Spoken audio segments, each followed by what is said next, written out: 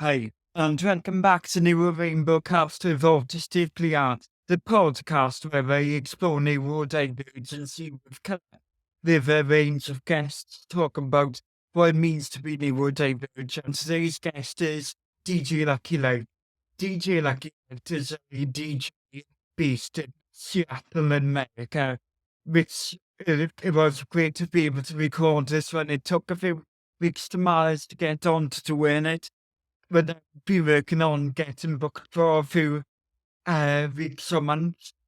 And yeah, so this was a great interview to be able to chat to her on her first ever podcast appearance. And in this interview, I chat to her about her experiences as a DJ and dance shuffler, how she got her diagnosis, her experiences of being parented by her mother, as well as her experiences using ardent sex pacifiers, which something I can relate to myself as using pacifiers myself. This episode also, if you want to try yourself with an ardent pacifier, like ours, it's going to be quite comfortable. There's a 5% discount to mark this episode with the pacifier.com. Just search for them online and Neurocast. That is Neurocast. Neurocast in the capital letters with no spaces into the discount code if you do want to try yourself with an adult pacifier, which I would recommend to any autistic neurodivergent sensory needs anxiety person, who wants to try something a bit old, something different. And they do a range of sizes and quite highly affordable and pretty much will be cheapy the prices and my favorite choice for them. Let me know if you managed to. My name is Lucky Light. My pronouns are she, her. I'm a DJ and a shuffle dancer, and I'm also ADHD, autistic, and I have type 1 diabetes.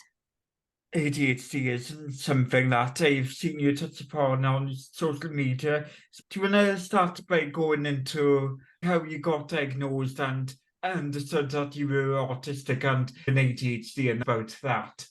Growing up, my best childhood friend was diagnosed autistic as a young child. He was a boy, and we were very close. We played very well together. Because I was female, I was much better at masking. I was always just like the quirky, the interesting girl, or like the weird girl, which was fine. I didn't mind that, but I definitely had things about me that my mom always just was like, she's just cool, she's just interesting. And it wasn't until I was a mom and I was dealing with my own children who were showing signs of things, and I was kind of deep diving into maybe how can I help them, learning that they were autistic as well. And when I was 20, that's when I was speaking to a doctor about it. And then from there, saw a neuropsychologist and was diagnosed at 21. And in the States, as an adult, it's very hard to get an autistic diagnosis when you're an adult. They usually only offer it for children in the United States. You have to really push for them to even like evaluate you, because they don't see like a reason for you to have that. And so I really had to push for the fact that I felt like something was going on and it was affecting my ability to work and social life. And so I was able to get the autism diagnosis when I was 21. I was easily diagnosed at 18 with that came before being diagnosed with autism. And yeah, that's kind of how the diagnosis came about. I kept looking at like more like mood disorders like depression or like bipolar, and kept trying to maybe figure out what was causing some of my meltdowns. And I never felt like I fit in a specific box. Nothing ever was quite like, oh yes, that's exactly what I'm experiencing. So once I was diagnosed with autism, it literally changed my life, because then I understood why I felt certain ways, or what was actually happening while I was why am I feeling like there's electrical shocks going through my body right now because of this one thing? And so it was a lot easier to understand myself.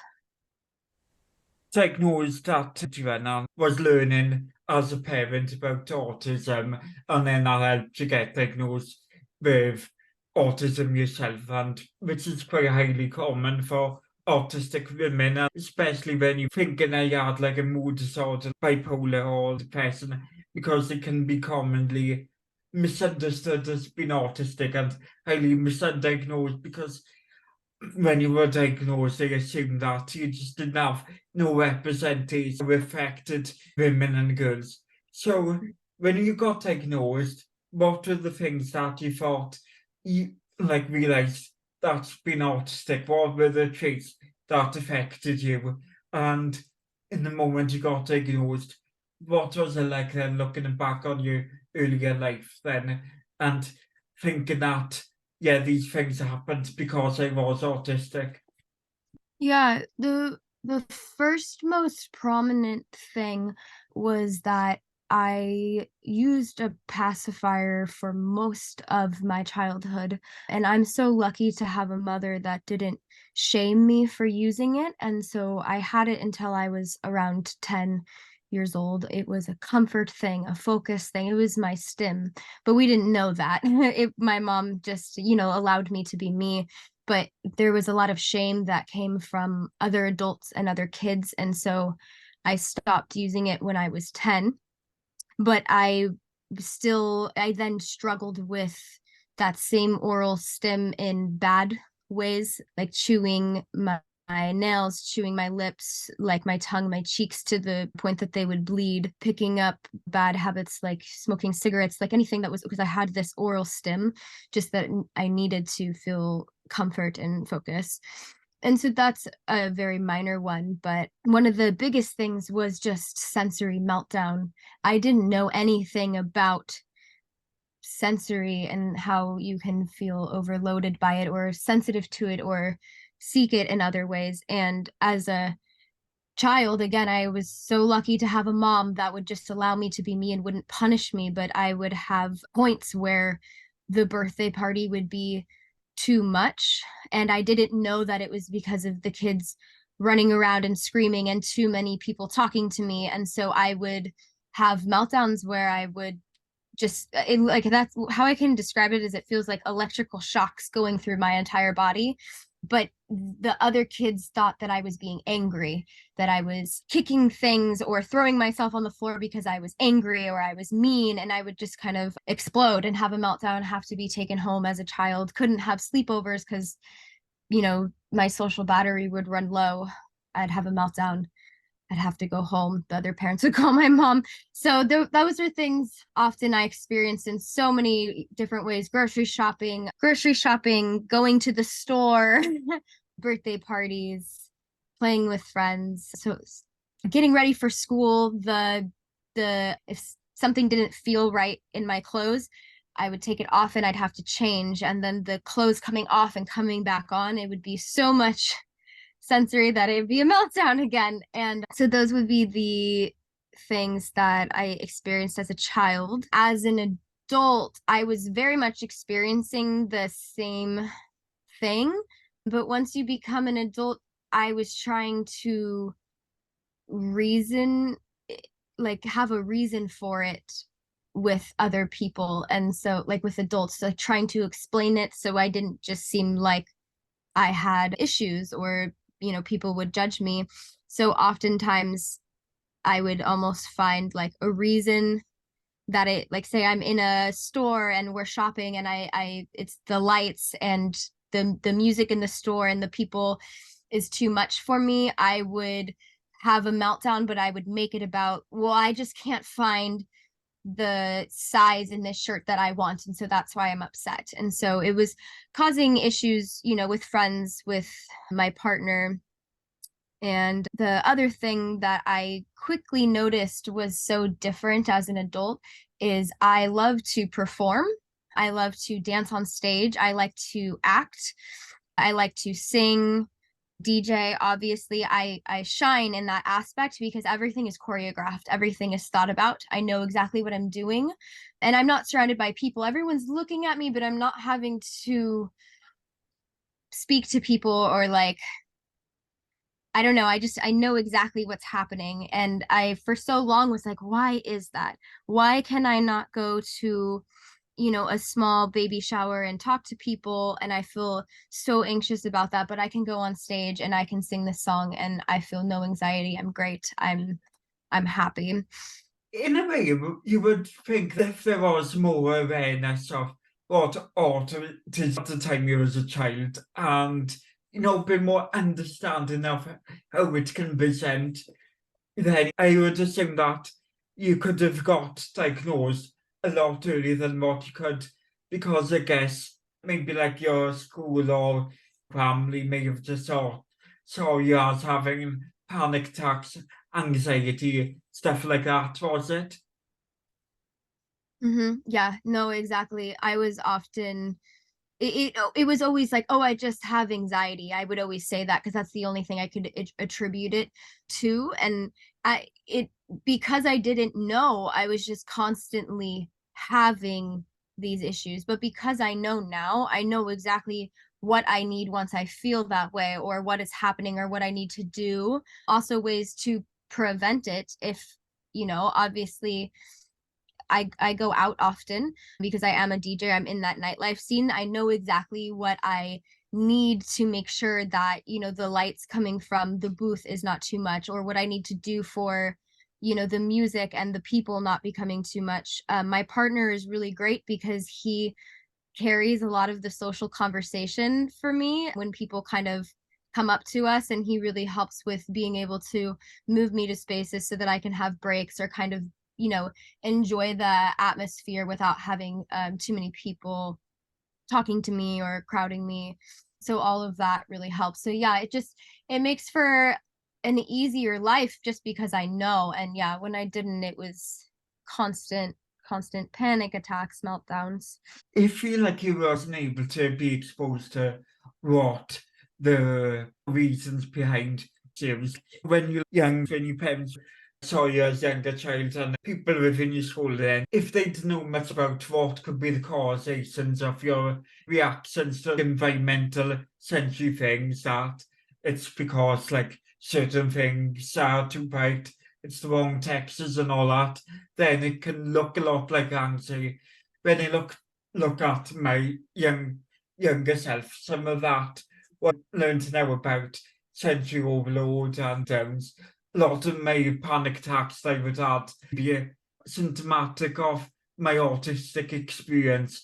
You grew up in a family that stood your needs without necessarily having a diagnosis for you at that young age, that they understood that sometimes you get a bit like overwhelmed and sometimes sensitive or like seen as anxious, whereas the outside world might be seeing you as maybe aggressive in the meltdowns and look at you wrongly when you were younger. You grew up in an environment where you could comfortably use a pacifier beyond the age of what people socially expect of somebody to use that. Use of understanding a lot about that stigma can help with unmasking autism and understanding that whether you got a diagnosis or not. Yeah, it's true. I did grow up in that environment, and it's interesting because my mom didn't know anything about what autism might look like in a female or ever think that I was autistic. But when I would have like I have this memory of me having a meltdown in the car, and she was so patient with me. She never said it was at swim lessons and I didn't want to go in because I had a very long day at school. So I was in the car and she never was like, you have to go in, stop this right now, you're in trouble. She just kind of like let me let it all out and just was like, honey, stop putting your fingernails into your skin. Like, what can I do for you? And just very gracious without even a diagnosis. She was just amazing. I'm very, very blessed to have that. I did still have the struggles with the other adults telling my mom, you need to be harder on her. You need to punish her when she has meltdowns like that, or something is wrong with her. And my mom's like, just letting her be herself and figure it out. So Yeah, as a parent to autistic children, like you might have been exposed to some of that, like that negative parenting from like your other peers, the parents of like kids in the same school as you, or like any, but like it might become across in such environments. As you said, there is stigma that's still around it within certain groups and environments. When you got like your ADHD diagnosis at, I think you said about 16 and or 18. What led to that diagnosis then? my mom has ADHD, and in the States, really, once you say, I have trouble focusing, they're like, oh, okay, we'll evaluate you for ADHD. It's like very easy to get an evaluation. I will say, like, I feel like a lot of my ADHD traits like overlap with my autistic traits, but the main things I have is like either hyper focusing on one thing, which again can also be a trait of autism, or not being able to multitask or focus on anything. I definitely tend to have more of like the hyperactive mind that while I should be in school listening to somebody speak, I'm thinking about 10, 15 other things. My mind is rapidly racing. And once I was put on ADHD medication, I did feel like the whole world or my brain was kind of like, boom, boom, this. As soon as I was on medication, it just helped me kind of go woof and like focus. Like my mind was quiet, but I was like more in control of my actions and processes to get things done. I really struggled with keeping a clean house, keep like in school, keeping a clean backpack, a clean locker, because my mind was a mess, and so I couldn't prioritize, and so everything else became a mess. After the ADHD diagnosis, the main thing that opened up was just being able to learn how to prioritize daily tasks, executive function with brush my teeth, get dressed, do the dishes. All of those little tiny things suffered before the ADHD diagnosis. I always say ADHD, autistic, and so many of the traits for me overlap, and so it's hard for me to kind of pinpoint exactly. Yeah. Yeah.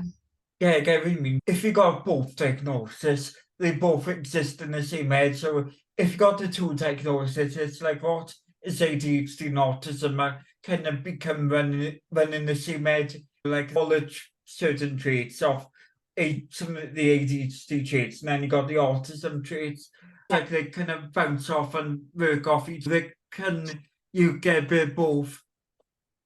Yes, yeah. No, for sure. And the part of me is another thing that was unusual about me as a child, but I tend to hyper focus on one topic, my special interest, and I typically only want to be doing that thing for days on end. I want to be consuming as much information about that topic. I like to talk to other people about that topic. And before I knew the diagnosis, I struggled with understanding that not everybody wants to talk about that right now. But if it's something hands on, I would not eat. I would forget to pee until I had to go so bad. I would forget to, or I wouldn't sleep. I would stay up, more hours than normal. And so that, some people say, hyper focus, obviously special interest is an autistic trait, but hyper focus can also be an ADHD trait. It's also a reason I think females are always misdiagnosed as bipolar or manic depression, because once they see that the woman staying up much later and not going to the bathroom or not eating, they think, oh, she has manic depression. But it's really just once our brain kind of latches onto something, sometimes it's just all we can do. She said about like how women, it's common to get misdiagnosed with like stuff like manic depression, like stuff like that with sleep and relating to hyper focus, like that, because sleep Mhm. tends to look like it's something that also that if you don't often ask for the context of why are the reasons you're like losing out on sleep.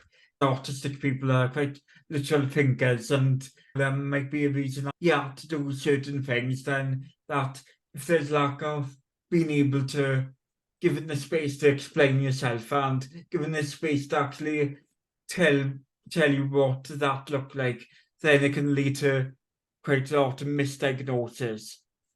Yeah, no, absolutely. And yeah, I for sure, like, not being able to fully explain, and in the States too, the medical system, they just have boxes that they check. So if you check a few of those boxes, they go, "Oh, this must be it." And they don't really do any, in my opinion of what Yeah, I've experienced. But I don't feel like they do a super deep dive, and so a lot of times we are kind of left to do it ourselves, and then we have to bring our case to be like, I know that you said that I am experiencing this, but I'm also experiencing this and this. Yeah, you really have to push to fully explain yourself. your children got diagnosed with autism, and like you were saying earlier about like how you have to fight to like get your own diagnosis. Then what was like for them getting diagnosed, and what are the things that you noticed that you needed to get a diagnosis in yourself? And from like at the time of getting diagnosis at 21, what do you find was like the importance then of getting diagnosis for yourself? And what do you think what would have been like if you hadn't been able to get diagnosis when you did? Yeah, well, it's there's a lot of there's a lot more information online now about autism, and especially on social media, it's becoming a trend almost for women in particular to speak out about what it's like to be autistic. So I was doing a lot of general research by medical documents looking at things about my children, but through that I discovered some females talking about them being autistic, and I definitely related more with what they were saying versus some just, black and white paper that I was reading. And so that's really what pushed me to even, look into. And I didn't go to my psychiatrist, and because I was currently seeing one for ADHD and anxiety, and I didn't go to them and be like, I want an autism evaluation, can you please give me one? I started talking to them and I was like, hey, I've been feeling like I haven't been fitting into these boxes. I've been reading more about autism, and I think that maybe I could be. And so they were talking to me about it. Well, what makes you feel that way? And they straight up said, well, it sounds like you definitely could be, but we don't do adult diagnoses in the States. You will have to push for that if you think you are. And I was like, well, you just said that you think I could be. And she was like, I know, but this is just how it works. And so I had to be like, okay, well, I want to push for evaluation, then I would like to do that. And she was like, okay, well, best of luck to you. I will help you do that in any way I can. And so that's kind of how the conversation went. I think today, if I didn't have that diagnosis, I would struggle with friendships, because before diagnosis, it was always me offending people when I didn't mean to, or friends thinking that my sensory meltdown was about them, that I was not stable, had a lot of issues, and so I think I would struggle with relationships. I think I've actually made so many more friends in my adult life because I'm able to meet people and I have no fear of telling them that I'm autistic, and I feel more supported that way, and I feel like I don't have to mask as much. I'm allowed to be myself more because they know exactly why, things might be going on, where before the diagnosis I had to mask because if something came out, they would question my emotional stability. I'll say that if like before we got like without a diagnosis, then with people the question and emotional stability, then it just shows that how things can be quite difficult for women or anybody really who don't have that diagnosis to be like prejudged with that lens. Your psychiatrist says that they don't really diagnose autistic adults in the state. I guess in the United States, I guess you thought, well, how do you get a diagnosis from that? It must have been quite a troubling thing to think of, like, what is the route to getting a diagnosis as an adult then? Because I think then, like, getting told that, like, to somebody else, maybe it could have looked like a thing that might make them hopeless and might not make them want to try to find a way of getting any diagnosis or any recognition for being autistic that could lead to a lot more support. Yeah, there's definitely almost feel like it's like social inequality because if you have they say in the States, if you have better insurance and you have more money, then you're more likely to get a diagnosis because you can push for more things will be covered. If you have state insurance, you're probably out of luck.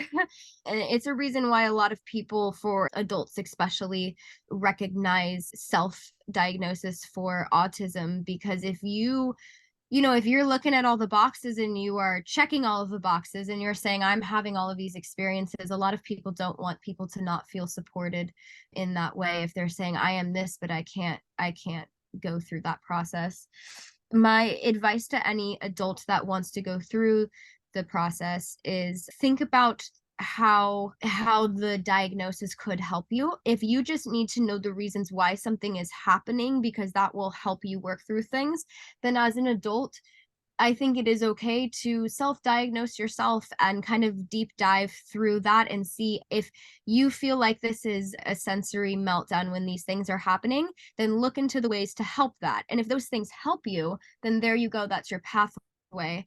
My biggest thing was I was working at a bank and I wanted support and different things to help me at work while I was at the bank. I was having some issues with a manager and, specific things, and the bank was coming down hard on me for doing things a specific way, but I was telling them this is how I make sure that my drawer is works for me, like with my hands and like the whole process of counting my money properly. And they were saying, well, that's not corporate, that's not how we do it.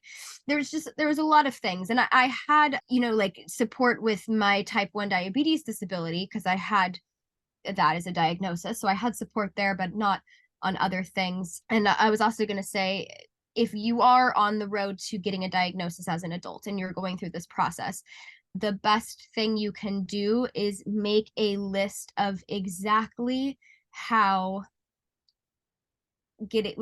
exactly how things are affecting your life. So instead of just being like, for ADHD, if you're like, oh, I just can't focus, don't say that. You have to come in with, I can't focus, I can't prioritize, I don't have executive function, and so because of that, my car is filled with trash, my dishes are not getting done, that is how it's affecting me.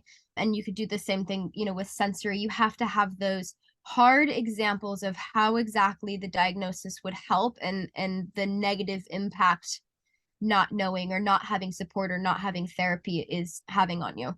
So that's my advice. Yeah, because like I think from like what you're saying and what I understand about the importance of self-diagnosing and also the importance of diagnosing in a way that everyone should be able to self-diagnose. And in an ideal world, it would be great if that you'd just be able to self-diagnose and have that recognised and be able to access to support as standard. But from what I think from what it mostly is the reasons why people may wish to get a diagnosis, there's a lot of the time is like for the economical reasons of like getting support in work, access to getting those help stuff they need help in work, and if there's anything that they may need from like in terms of medical reasons, like getting I guess income support or like support therapy is an essential thing that they may need. If you can make your life work without a diagnosis, to say that working out different things that may help yourself that make you less anxious, less likely to be sensory overwhelmed by the bright lights and all that, that you can manage the way of not getting a diagnosis and making life work for you. Yeah. Yeah, no, it for sure, and the other option that they were telling me when I was pushing for the diagnosis is they were like, "We can evaluate for other things that, may be issues and then treat those on their own." So maybe anxiety, OCD, ADHD, or just sensory processing disorder. If that is easier, somebody can, know that they are most likely autistic, self-diagnose and help them find support and learn about themselves. But then the states, at least for the medical system, get that diagnosis for OCD or any little thing that is also coupled to kind of help with, therapy support if that's what's necessary. Going back to when you were saying about how it can be different from, like women, autistic women, as we're highlighting, and how you think some of the information obviously to be diagnosed and understanding fully what autism is. As I said, I'm reading a lot of papers, like that's not where you can understand the experience of autism, especially like if you don't fit the kind of stand old diagnosis criteria of autism in the terms of then it looks a lot more about males. Reading a lot more personal accounts does help, and the more social elements of it. But you said that when you was in school, you had a friend who is also autistic. So what was it like then when you was younger and had a friend who was autistic? What did you understand about autism then, and what did you understand from them about autism? Yeah, he was actually my neighbor, and my mom and his mom were always like, "Wow, they play so well together." Sometimes he has issues with other kids. I do remember as a child, something that we would do is parallel play. So he would kind of play with whatever he was doing, and I would do what I was doing, but we were happy doing our own things together.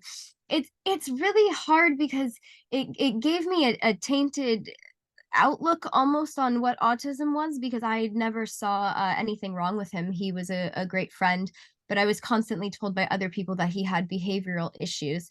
And as a child, I just kept hearing behavioral issues, behavioral issues.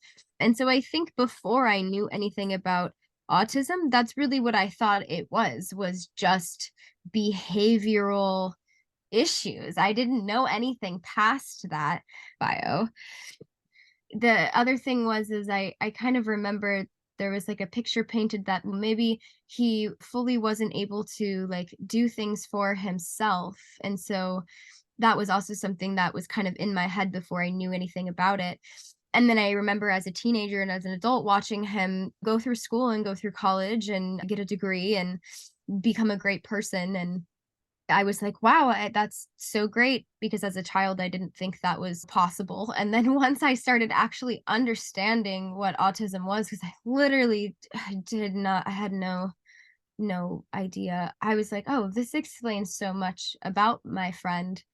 All these other adults had a very old school, different way of, looking at being neurodivergent, and put me at ease that I was like, so how I felt about my friend was the true outlook and picture of him, not how these other adults were painting him because of behavioral issues. A lot years ago, like even still today, that there's still a lot of negative perception around autistic people, like as well with ADHD, because I think still is there's that fear of ADHD being like just behavioural issues when it's a lot more complex than that.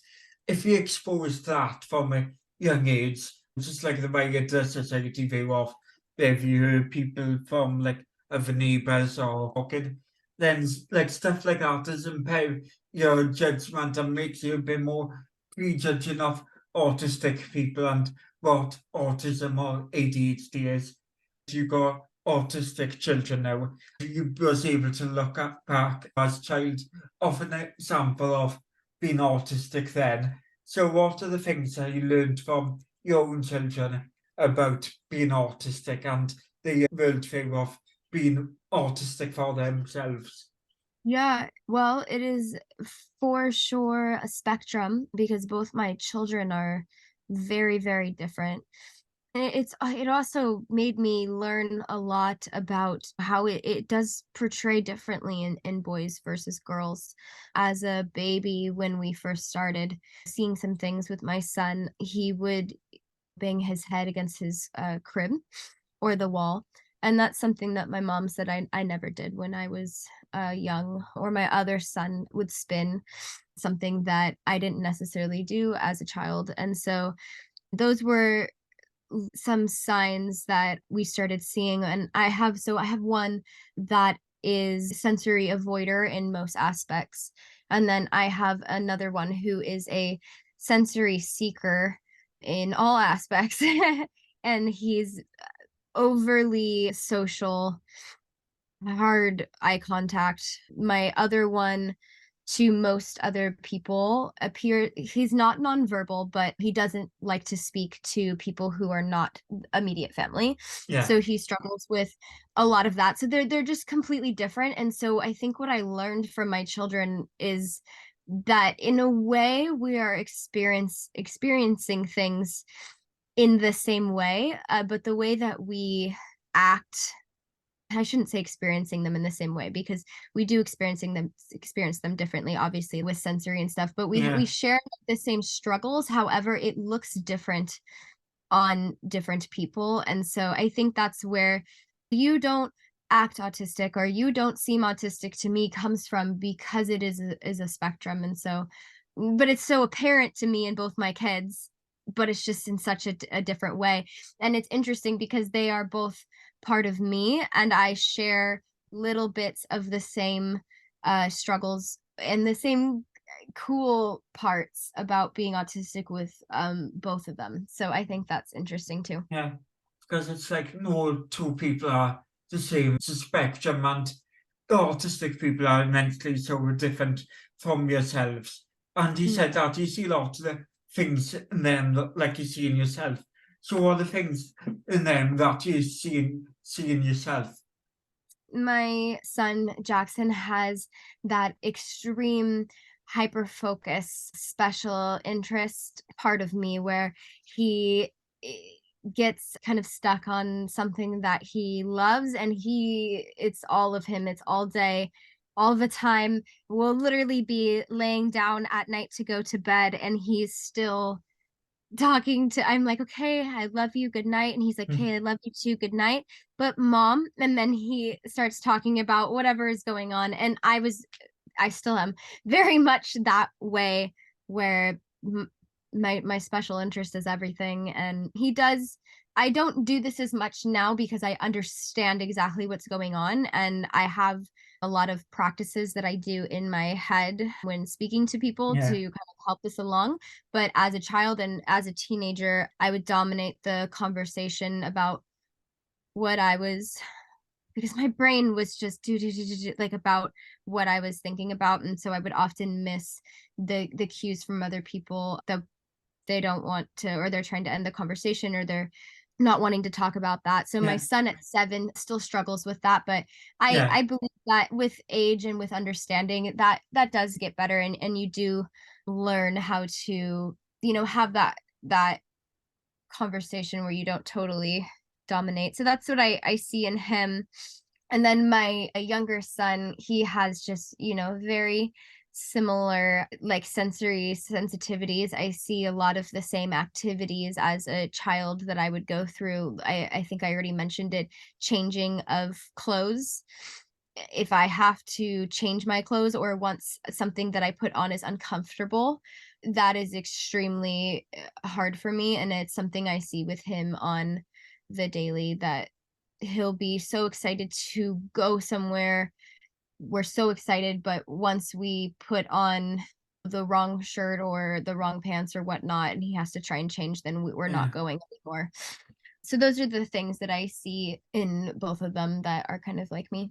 Like you hyper focus on special interests. What are the key special or focused interests that you have? So right now, this has a special interest for most of my life, but just in the last few months, my interest has peaked. So I've been a little bit more into it, but dance in general. So I love watching a ballroom dance, ballet. Obviously, I'm a shuffle dancer, so shuffling, hip hop. I've just been very into the history of it. I like watching dance music videos, studying the movements, highly interested in dance. And so, in a way, that takes up time because I'm wanting to choreograph more dances for me or learn new movements. Anytime I have a special interest that I can also have an activity to do as part of that interest, it tends to take up way more of my time than if it's just something more like I've my whole life I've loved anything Disney, but watching Disney movies and I like to learn about Disney. So, like, all of the history of Disneyland and all of the parks and all of the attractions, that it would tend to take up less of my time when that was my focus because it was a lot of like watching and learning versus activity. So, with Yeah. dance, it's watching, learning, taking in information, and then doing and creating. And so it becomes this whole giant thing. Yeah. But I would say so Disney right now it's dance, and then this one is not currently peaked but has always been a special interest, and I can talk anyone's ear off about it for like ever. But I love Alice in Wonderland. I know everything about the writer Lewis Carroll. His real name is Charles Dodgson. I'll try not to get too much into it, but that's a very big special interest of mine. So not currently peaked, but yeah, anytime someone wants to talk to me about that, I will go. So about dance, it'd be more easy to take because it's like an activity and it's stimming, spinning, a lot of energy, and it's good way to exercise some energy out that you have built in with you. And because, like you say, you're a hyperactive person, and it seems like a great way for you to get that. So, how do you get into it down? Yeah, so I actually danced most of my life, but I struggled always finding that one dance that I could hone in on because I loved all dance. And so as a child, my mom would struggle because I'd be like, I want to do tap. Now I want to do ballet. Now I want to do hip hop. So I did all sorts of classes growing up, always danced. In high school, I did musical theater, so lots of jazz and ballet and tap. And then how I got into shuffling was actually in 2011. I was in high school. I was at my friend's house and she had an older sister and they were all ravers and they were listening to, like EDM, electronic dance music. And at the time, I didn't listen to any of that. So I was like, oh, this is interesting. I kind of like this. I liked the vibration of it and the kind of like the repetitive beats. And I literally said, I was like, how do you dance to this? And she's like, oh, let me show you. So she showed me like a very basic move. I tried to do it. I think I was 14 and I was like, this is too hard. So I didn't, really push it. And then when I was visiting my cousins and they were listening to EDM and they were all shuffling. And I was watching them all and I was like, wow, my whole family can do this dance. I really want to learn. So they kind of started teaching me some basic moves. And from there, I took off into watching anything I could find on the internet about it, reading about it, watching people's movements. And I just kind of taught myself. And my favorite part about it, when you hear like the drop in the music, it makes me excited. I love to hear that drop. And it kind of makes you just like want to, I don't know, like shake your body, shake your hands. Like it's just like this, Yeah. it feels really great. And so, kind of shuffling it, there's a lot of like power in your body as you're moving your feet to the ground. And it was just a great way for me to kind of take that feeling that I was feeling when the music drops and to be able to do something where people are like, wow, that's cool. That looks really great. Versus sometimes people would be like, wow, what are you doing? Like, are you okay? As I'm like freaking out because the sound and Yeah. the feeling of the drop. So yeah, it's a great way to expel that energy. You go from like interested in the EDM dance in the scene and, getting into that type of culture? And how do you go from testing it to actually wanting to try to be behind the decks and start mixing Yeah. and creating music with it? So when was like the first time you got behind a DJ deck and started mixing? When I was 14, I the shuffling put it down, but I started listening to EDM then. Met my partner when I was 18, and he was very much into it. And so that kind of piqued my interest in it. And we started to go to raves together. And he has a lot of friends that are DJs. And so because I was into my 20s, I was getting into the community for shuffling. We were around a lot of DJs. There was always somebody DJing at, the park for us to shuffle to, or we started going to more shows. And it was actually my partner that was like, hey, I think I want to invest in a deck to learn how to DJ. Would you support me in that? Can I put the money into it? And I said, yeah, I would absolutely support you in it. Let's do it. And so he bought the deck, and it sat on our table for like 3 months and collected dust while nobody touched it.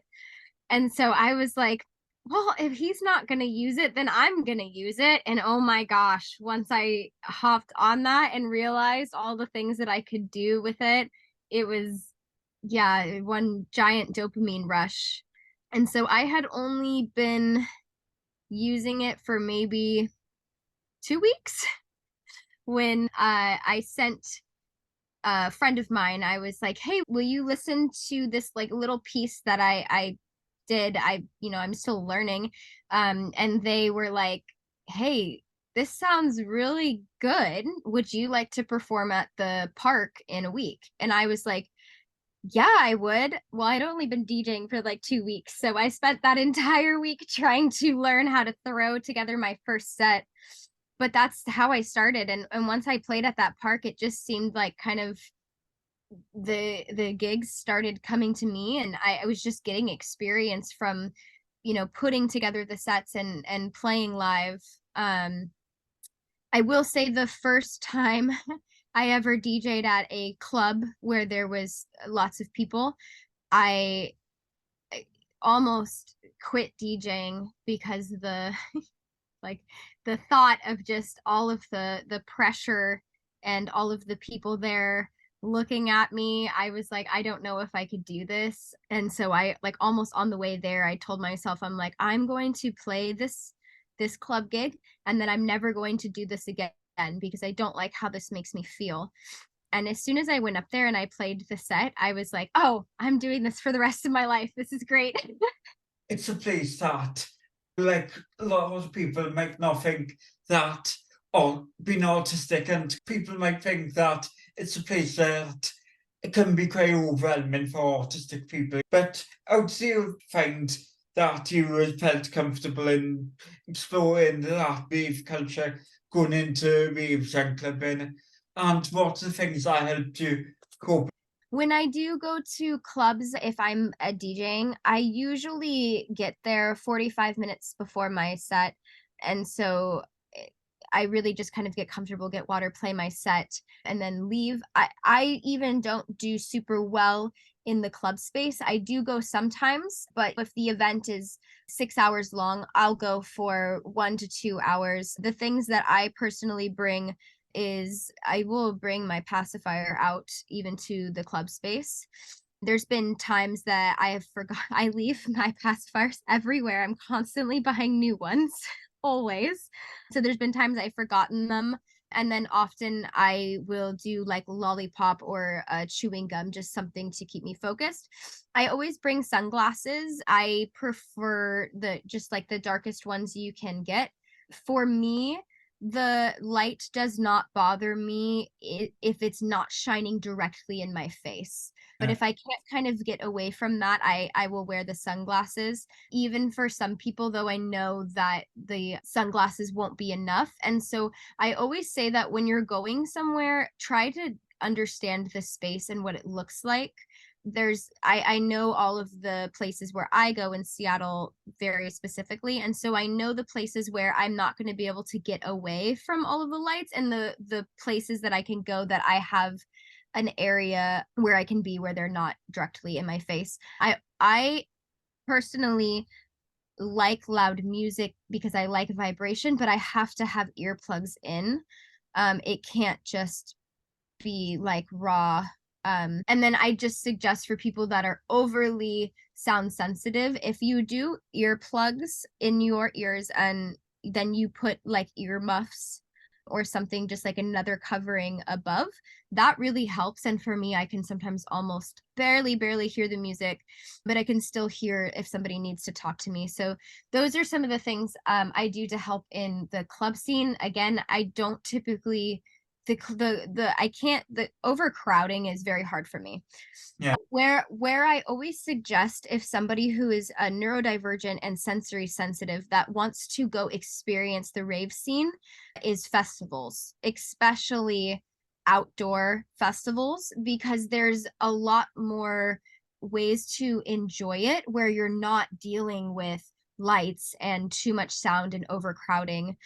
I don't even attend that many festivals, especially with type 1 diabetes and being autistic. There's a lot of planning that goes into it. I do, again, this becomes a money issue, but I prefer to have a VIP pass because those are always less crowded areas where I can still see. If I'm Why I like outdoor festivals though is because most of them there is a place that you can lay a blanket and you can sit down. Like there's been times where I always like having something soft and it makes me feel better, but I have a backpack that is a stuffed animal. And so sometimes for me to enjoy it, I just kind of hold my stuffed animal. I have my pacifier, I have this, and I can enjoy the music, the experience.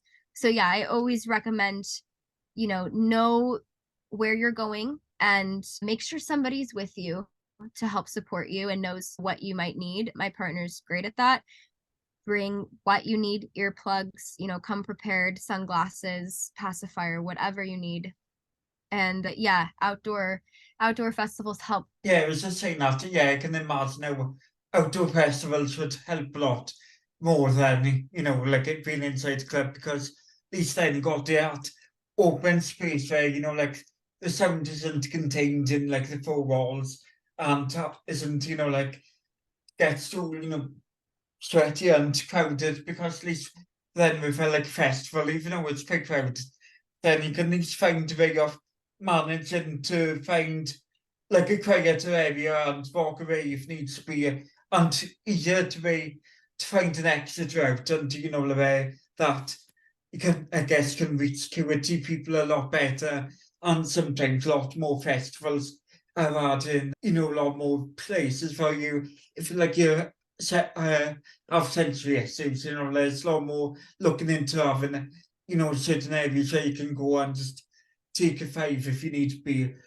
which is Exactly. very important. And like I found that, like for the first time, like this year, I went to a festival myself. It's quite handy that they started doing one in my town now, and that, like I said, that taking like your defenders does help, because like stuff like loud noise can be quite a lot, especially like the odd quite couple of different stages quite close together every base, it does help to dampen the sound down Mhm. then. And so then it must, and like for when you said that, like when you like out, DJing and all that, and going to festivals, it seems like a space where you can really unmask, and like you feel like quite liberated and publicly expressing yourself, and like your autistic authentic self, and like using stuff like adult size pacifiers in festivals, using adult pacifiers again, being in public about it. Oh, do you find that confidence, and do you feel like there's still a lot of sticks? Yeah, When I first started DJing, I didn't have the pacifier, and something I was using it in my personal time. I actually had started using it again kind of behind closed doors when I had my kids. Um, and so I was using it without really anyone knowing. And when I was DJing, I would be so excited to see the pictures and the videos of me DJing, and the videos I looked very focused. I was usually looking down at the decks. I wasn't really interacting with anybody or, kind of dancing about. And my mouth always looked like this, where I had like my lips pinched together. I wasn't smiling. And it's because I was chewing heavily on my lips. And I was like, oh, I want to be able to not be so focused and give more of that performance value. And so I started one show. I was like, oh, like I look like a raver with a pacifier, trying to console myself about it. And I was just like telling people, like, oh, it's just part of my outfit. And I played at a festival in a campground, and somebody took a video of me, and I had my pacifier, and I was having a blast. Like, you could just see I was so comfortable with all of these strangers around me. I was enjoying myself. And somebody afterwards had asked me why the pacifier. They're used in rave culture, but not for sensory issues. They're often attributed to drug use. It has nothing to do with drug use. I actually use it for stimming. And then I Yeah. explained to her what stimming meant. And she was like, I think that's really cool, actually. You should tell more people that. And so I took that video of me and I put it on TikTok, and I just kind of like was venting. I think I made the video in like less than a minute. I was just writing text of like Yeah. telling my story of the pacifier my whole life and how it's helped me, and it blew up on TikTok. I had over 1 million views, and people, it was nothing but positive comments though. Nothing was negative, and everybody was relating to my story and was telling me like, this is amazing, this made me feel more comfortable, this made me feel this made me feel that. And so honestly, that is what helped me. It took other people to tell me this is okay, I feel the same, for me to have the confidence to break the stigma. And still to this day, I sometimes struggle going to maybe the grocery store and using it. Like, I still will struggle with that confidence of, is everyone going to look at me if I have this in my mouth while I'm with my kids? Like, are they going to look at me funny? So I do struggle with that confidence. I think on the most confidence I have about, like, ignoring the stigma about it is, going out, going to festivals, being on social media, being with around my friends or at home. But I do still think there's a huge stigma around using it. And I did have one time a negative comment on TikTok where somebody told me that I was making autistic people look like infantile by saying that to use stuffies or pacifiers.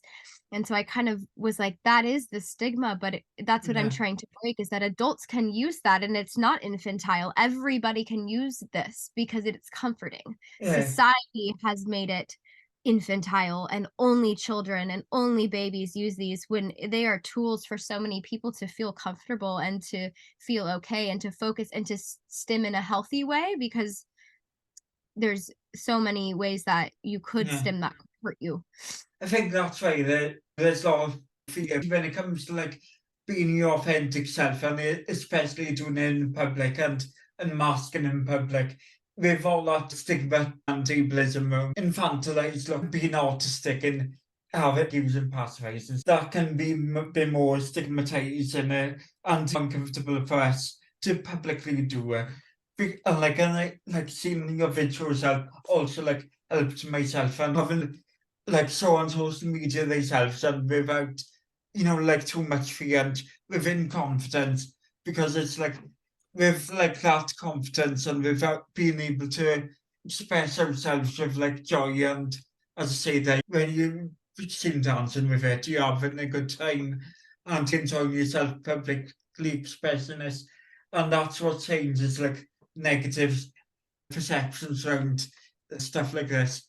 because Yeah. like for myself, like I thought of using one in my late teens, but like I used of wanting to use one before, but like sometimes I use it like whenever in my bedroom, just like when I grind in my teeth, and like I found stigmatized, and I think like there's something that stigma I would have to overcome to use in public and such stuff like that. But stuff like that can be helpful.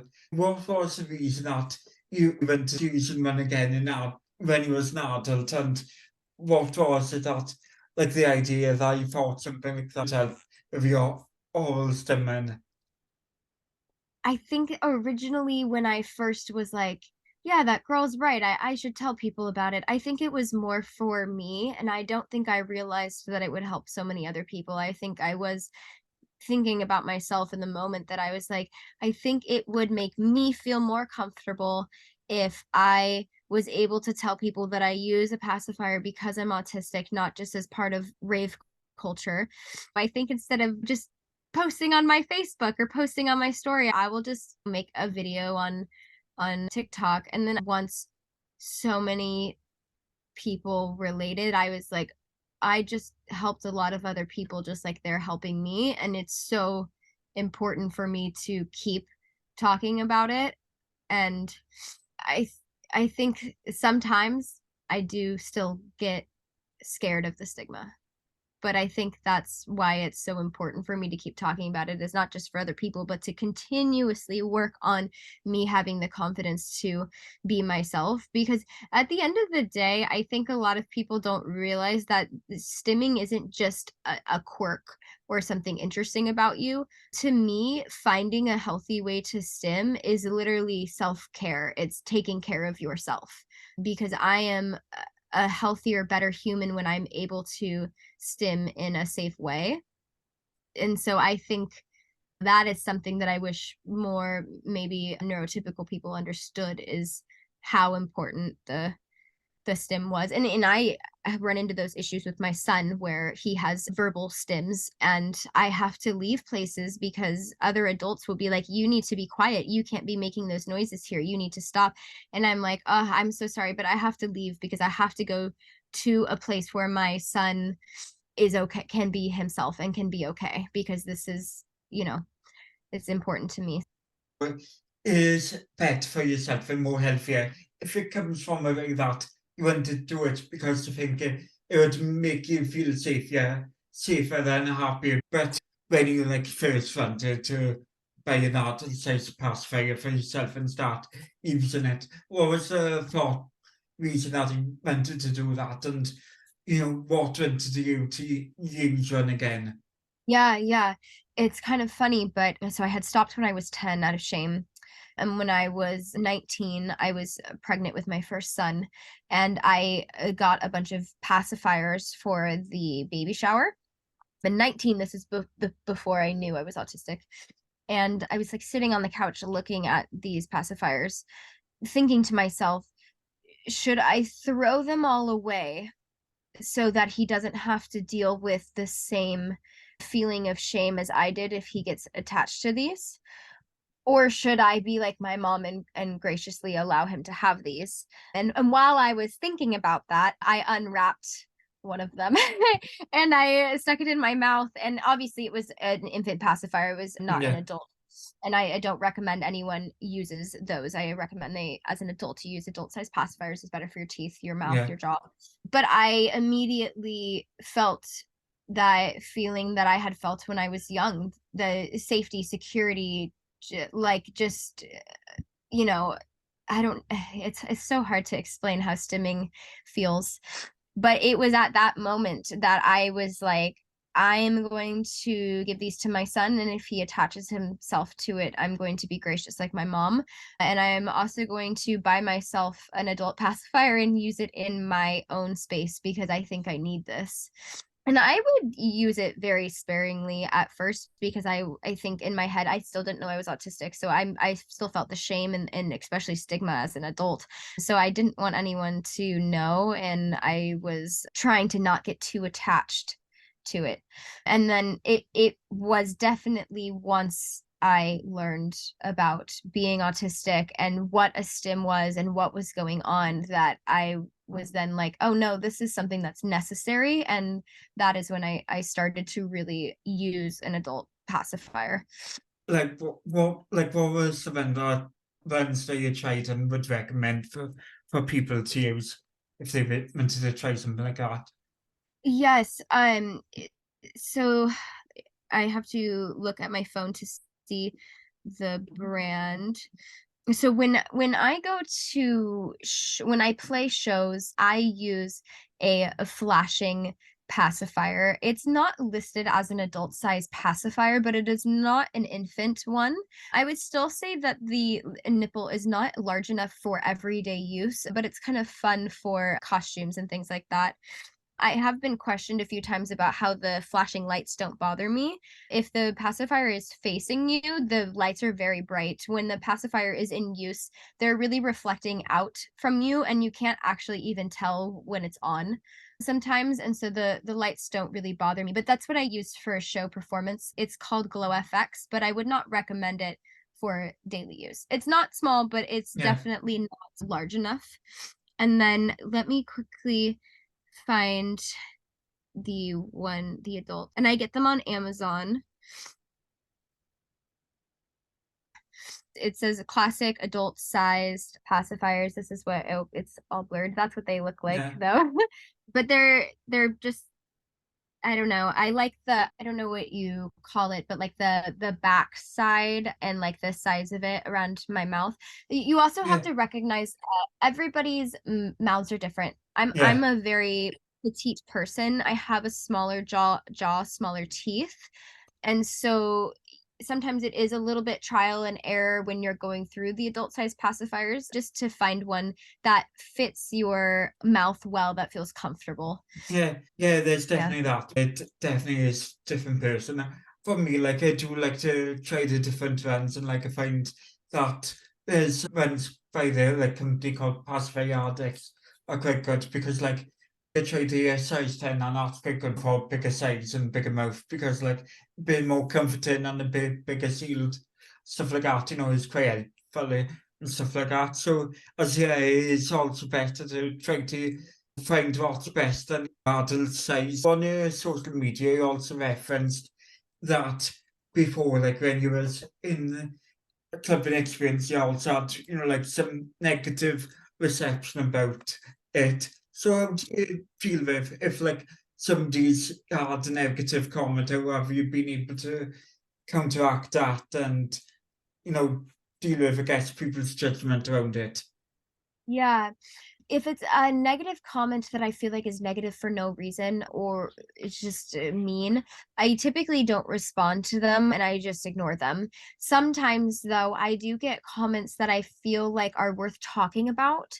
So it may be a perspective that I think is common, like a common stigma, that I think if I responded to it, it would be a good conversation for people to chime in on, or kind of like to take their thought and not be like, hey, you're wrong, but kind of be like, what if you thought about it like this? And so I really only respond if I feel like I can add value to the autistic community by responding to a negative comment. But there's a lot of ones that are just kind of like they're trolls, like they're just plain mean, and I just ignore those ones. Yeah. And from what I said when you was like young yourself, like 19 when you like started using one. I think from that when you said about like you was able to find your coping mechanisms, easily found ways of like stimming and expressing yourself whether it's I was able to have like a childhood where you quite accepted for your autistic traits even though you didn't have the diagnosis. It seems like you was in much more of a like safer environment and had a greater space to feel like that you could unmask yourself and that where I guess where a lot of women and girls when you read up about the experiences they have with trauma and stuff like that. That Mhm. oh sorry, pardon me, but like that because you could find your way expressing yourself then you could have to bit better experience if you get what I mean. Yeah, yeah. I definitely learned how to mask. It's obviously why the social battery would quickly run low. But I didn't have to mask around my parents at all. But I even our closest family friends, in my head, I can recall the comments of, "Why does she do that? Why is she that way? Like, you need to fix that. Something's wrong with her. That's not normal." And so all of those comments are really how you quickly learn to mask. And it's funny as an adult because now I quickly realize once I'm masking, like as soon as I am, it almost like causes a little bit of anxiety because I'm like, "Oh, I'm masking right now. Am I doing it okay? Am I oh no, now I'm like hyper aware that I'm doing it." So and I think a lot of times now because I tell everyone I'm autistic, I feel less of a need to mask.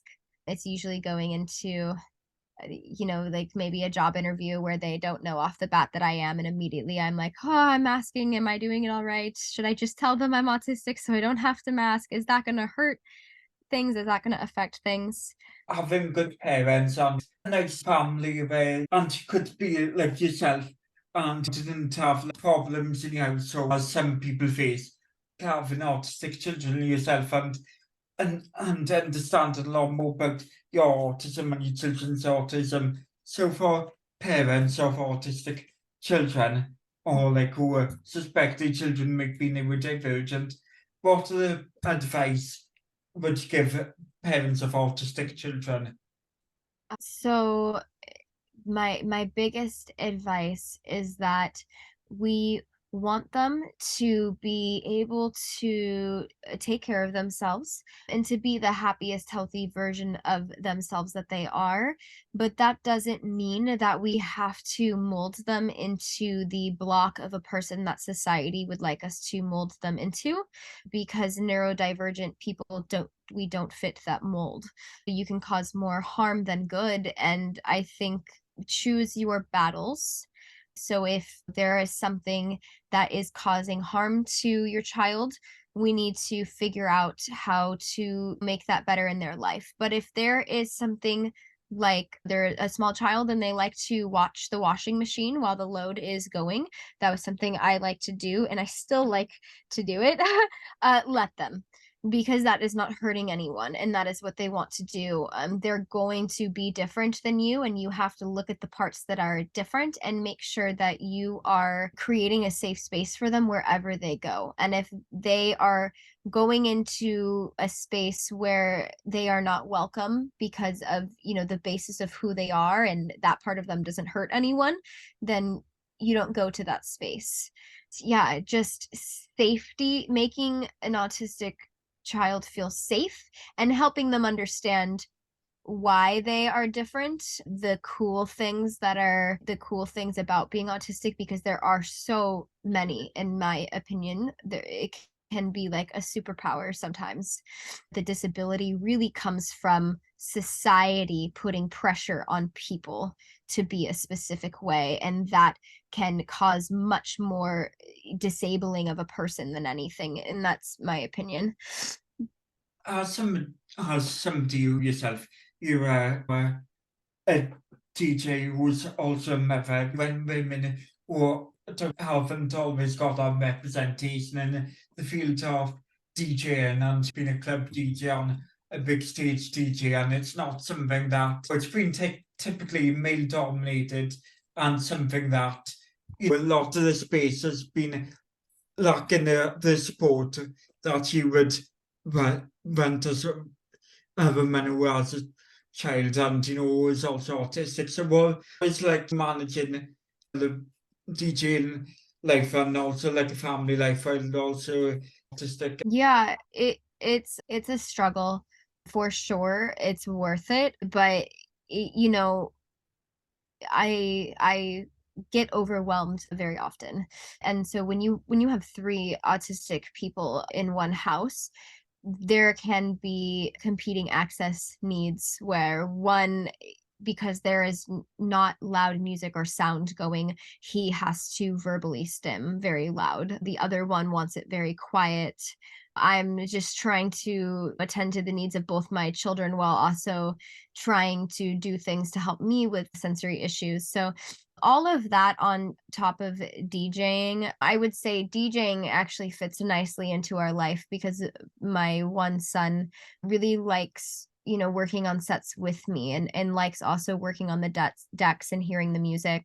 Oftentimes he will sit with me and do that while my other son will be with my partner. There's definitely like a lot of structure that goes into doing multiple things. So making sure that the kids go to school and are cared for while also working on social media or having different times set up every day to work on a set by a specific date.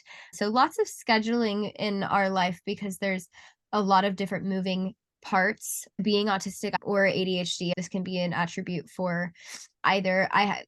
Thrive on a schedule. I have to know when I'm doing something, how the day is going so that it can run smoothly.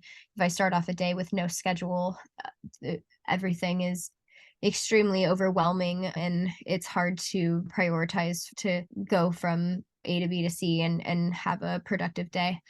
So It does help with having a schedule and all that stuff to, manage the like the overwhelm of so many different tasks they may need to do in a day and just managing like all the different things, like being a parent and doing the DJ and stuff. And so what like how do you think like how accessible do you think that DJing is for autistic and neurodivergent people and the clubbing experience of like DJing clubs and what are the things that you would like to be able to see that improved to yeah. make sure that they are more disabled and also disabled women and people of minority genders in Yeah. the like industry? Yeah. I think that the club space and even the festival space could be more accessible by having more resources available, specifically, for neurodivergent people. I played a show with a group called Peer Pressure, and I really, really enjoyed it. The one of the founding members is autistic, and they had a sensory room that not only was kind of away from the direct music at the space but also had different things just for like actual like sensory like things to play with, but also just different things like headphones or whatever somebody needed to kind of be able to be in the club space and enjoy it while being neurodivergent or having a sensory sensitivity. So I really liked playing that show, and I definitely want to see more of that. It's definitely lacking. And even with information about being autistic becoming more available and more people understanding it in today's age, a lot of times I find that, somebody may be at a club and be like, I have this issue, or say I'm autistic, and somebody goes, oh, that's so cool. And you kind of feel like they're accepting of it. But the moment somebody may need help because of any issue that's going on, or they may need resources or support, it seems like there is some of that lacking from clubs themselves and festivals themselves. When I give people advice on going to these places, it's usually what you're doing for yourself and having a support person to also help you, because truly there needs to be, more accessibility, more resources for disabled people in general to go to events of all disabilities. I Yeah. even struggle with some things with type 1 diabetes that I shouldn't struggle with at festivals. So no, that's definitely something that there needs to be, more change for. As far as being an autistic female DJ, I am happy to have the success that I've had, but it's definitely, I see a male dominated scene, and I do feel like that there is definitely like a lack of disabled people in the festival scene, especially. I would like to see way more representation, but I think how we get that is more people, is the more that I post, not just me, but anybody Yeah. who is a disabled or a person of color or a woman to post, I am a DJ, this is what I'm doing, and putting their stuff out there can really help open up the scene. I mean, at the end of the day, if somebody is, a woman DJ or disabled or a person of color, people need to put all of their support, because if you think about it, the top people at these festivals, they're going to hire who they think people will buy tickets for. And so if you see somebody that, will help diversify representation in this industry, support them the absolute best you can, because at the end of the day, that is how things will change. It starts with us, the Yeah, fans. I assume that if like a lot of more DJs speaking up, like who are, women and, people of minority genders, people of color, Yes, yes, disabled people, if like more speak up about it and use the platforms like yourself to can yes. actually increase the people who attend the festivals and get booked on the lists of people booking the festivals. And it will probably take a lot more years to get to the place, but like having these conversations at least could at least make people think like at least some of the things they can start introducing to places to make things a bit more accessible for disabled festival goers to club goers, because a lot of things that for women, people of minority genders, LGBTQ to people of colour, there's a lot of things that needs to be improved with festivals and stuff like that.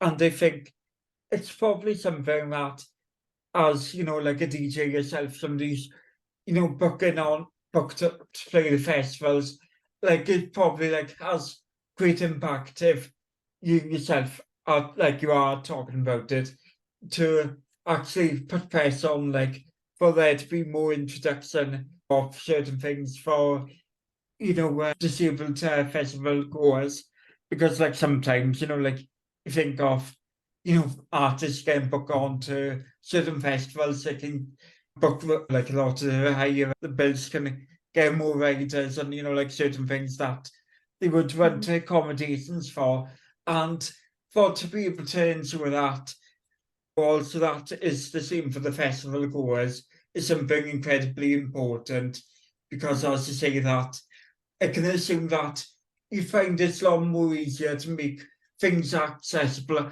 as a performer, as to sometimes when you go as a a festival goer or somebody who's attending like a music concert and stuff like that. Agreed. There's a lot of change that needs to be happen, and especially people with platforms. Like, it's very important if they have a large platform to speak. But something I want to see more of is, I have so many great friends that are trying to make changes in this industry, especially the club scene and the festival scene. My friend Kamir, they are actively trying to make safer, more inclusive, more accessible spaces by, holding more inclusive, accessible festivals and all sorts of things. They're actively trying to make a change, but they, are a minority of gender. They are trans, and I would like to see more allies, people who are neurotypical, who are like not in the community, to have a little bit more support in the community, and support these groups. I think that is important as well, for not just neurodivergent people to be speaking out about this, but the neurotypical people with platforms also to also support and to also speak. I think that helps tremendously to have those allies. Because that's the way that if like you get the support of people who are not from the community, those minority communities, that's when you can start to get like booked into mainstream environments and actually have those accommodations into mainstream environments that can make it a lot more easier to make a living from it. Because I know we're seeing that, when the industry, especially for people who minority backgrounds, who are more likely to be further down the bills of like certain festivals can be quite harder to, make the same income as other, people from majority, groups on Right. like festivals. Yes, agreed. What are the type of music that you like to listen to, and do you like to play in festivals? What are like the songs that you tend to have on your playlists? So the music I like to play at festivals and shows is house music. I love bass house and big room house, electro house. Those are like my subgenres that I like to play. As far as an artist, I'm also working on producing music and releasing some sometime soon. And the general genres would be house and some subgenres of house. But as far as, like, listening to music, anytime I go to a lot of house shows, but I love music so much that I really listen to every genre of music. So every subgenre of, electronic dance, like a hardcore, hardstyle, dubstep, house music, trance, I really love them all. And then even non-EDM genres, I listen to especially at home because the environment can be chaotic with my kids. If I'm not actively like shuffling or dancing or working on sets, I tend to listen to more like I listen to like classical, instrumental, acoustic, folk music. A lot of that stuff is kind of the music I enjoy during the day to help just keep a calm environment, which I think is interesting because I think a lot of DJs mostly listen to EDM. Maybe some dubstep DJ you might listen to also metal because they have Yeah, similar frequencies or are in line with each other. Yeah, and I just really love everything. There's like a time and a place in my life for every type of music. And I'm the same way about dance. I love all dance, shuffling and hip hop and ballroom and ballet are all so different, yeah, but I appreciate them all. I'd say the song that I've been listening to a lot lately is yes, this album. It's called Brightest Lights by Lane 8 and it was released in 2020 and it's more like a trance music, but it's very like I don't know, just kind of it creates like that calm environment while still like it's still EDM, so it still has like those vibrations and yeah. uh, my children enjoy it. The whole house enjoys it, so it's on repeat most of the time. So there you go. Yeah. Yeah, when you were saying about disabled people that are doing things in the industry, so like, what are the people that you would recommend for Yeah, the first one is SMU Productions. They are a company that is working on becoming a nonprofit, but they've been really amazing in the community and doing a lot of amazing things. Completely inclusive as far as people of color, gender, disabilities, really just trying to make the whole rave community safe, inclusive and accessible. So yeah, they are a group that I highly recommend. Also, Peer Pressure. These are their Instagram handles. So yeah, just yeah, peer pressure. They are also really big on creating safe, inclusive spaces, especially for neurodivergent. And then also one of my favorite things is that all of the DJs on the bill that have to play for them, they go through a sexual harassment nightlife seminar. It's like a little class that you do, but it's really important that all of like the staff and the people playing focus on creating a safe nightlife experience because at the end of the day that is something that is very important, especially in club spaces, is what to do if you see sexual harassment, how to keep other people safe in the industry. So I would say they are another really good group to follow. Both of them are here right now currently in Seattle, but I hope that they grow and spread nationally or worldwide because yeah, they're two really amazing groups, but the change starts with us and then hopefully it grows. So yeah. those are two off the top of my head that I can recommend. That'll be great for people to follow and support them. because as you say that to make these things changes for groups like these to be supported along the way to make these changes. And I think just that anybody who is wanting to use their platform for anything. So if you want to make a change, like some of these groups that I've recommended, or you just want to tell your own personal story, or if you are autistic and you want to be a DJ but you don't know how to start, whatever you want to do, social media can feel scary, especially from the pressure of feeling like you need to quickly build a following or have thousands of people, listen to you or for your post to blow up, but that's not important.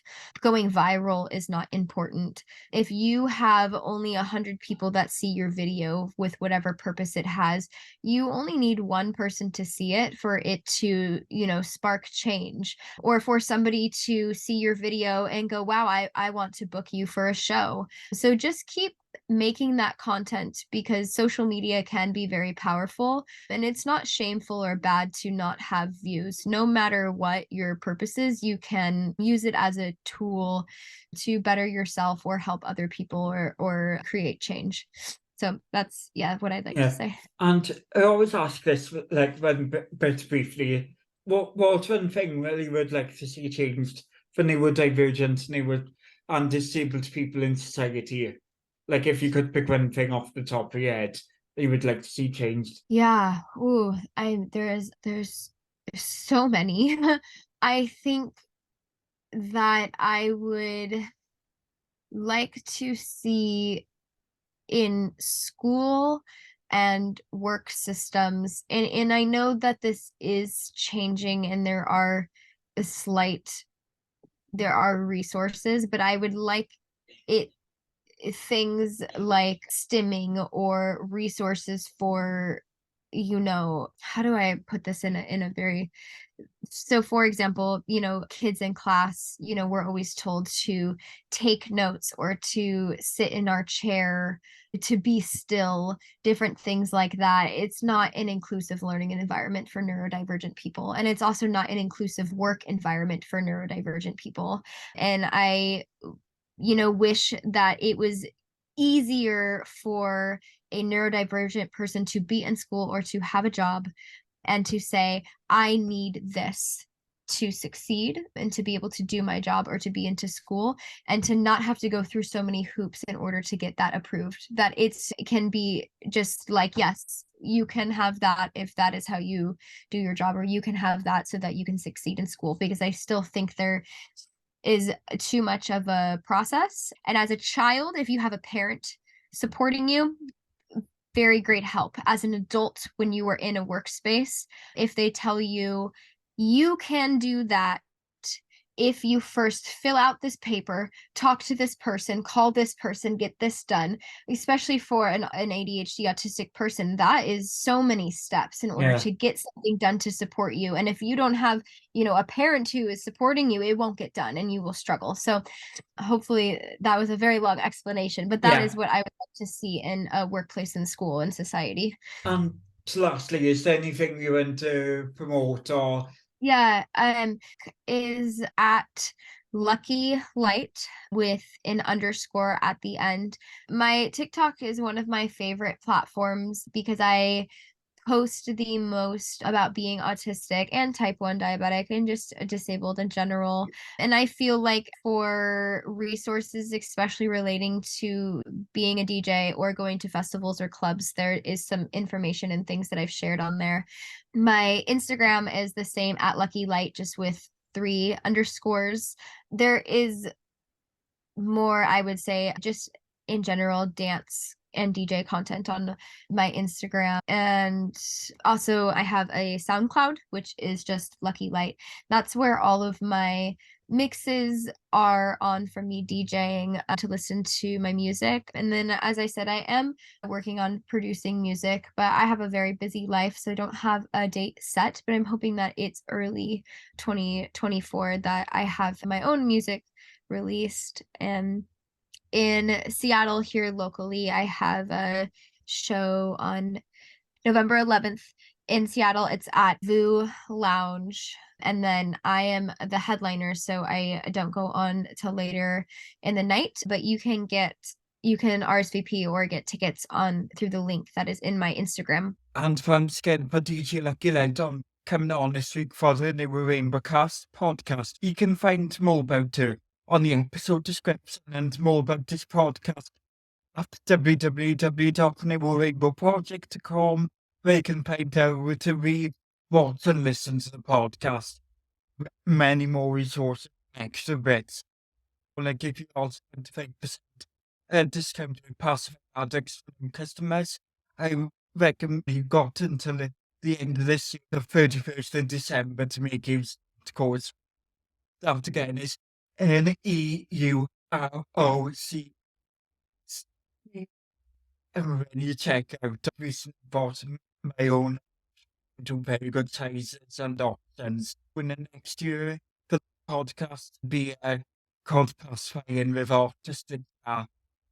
So stay tuned for more announcements in the coming weeks and more guests involved with that podcast series and how that pans out. That's it from me this week with me, Autistically Aar, signing out on an episode of the Raving with Autistic.